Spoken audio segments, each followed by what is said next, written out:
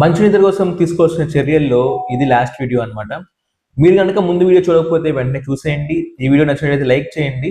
మీరు లైక్ చేస్తే ఈ వీడియో మరింత ఎక్కువ మందికి చేరుతుంది. వాళ్ళకి కూడా ఉపయోగపడొచ్చు. హాయ్ అండి. నేను మీ తెలుగు సైకియాట్రిస్ట్ డాక్టర్ జమ్ముకుందన్ శివాజీ. మీరు ఉదయాన్నే లెగిసే సమయాన్ని ఫిక్స్ చేసుకోండి. అంటే ఒకటే సమయం లెగడానికి ట్రై చేయండి. అప్పుడు ఆటోమేటిక్‌గా మీరు పడుకునే సమయం ఫిక్స్ అవుతుందన్నమాట. 2 మీకు టీ కానీ, కాఫీ కానీ అలవాటు ఉన్నట్లయితే సాయంత్రం పూట తగ్గించడానికి ట్రై చేయండి. 3 మీకు నడిచే అలవాటు గానీ, ఎక్సర్సైజ్ చేసే అలవాటు గానీ, వ్యాయామం చేసే అలవాటు కానీ ఉన్నట్లయితే ఉదయం పూట చేయడానికి ట్రై చేయండి.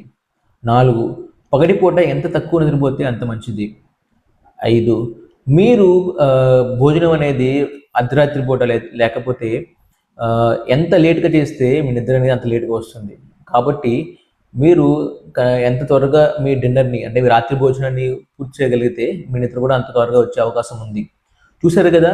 చాలా చిన్న చిన్న చిట్కాలే అండి. ఈ చిన్న చిన్న మార్పుల వల్ల మీ నిద్ర క్వాలిటీ అనేది చాలా మెరుగవుతుంది.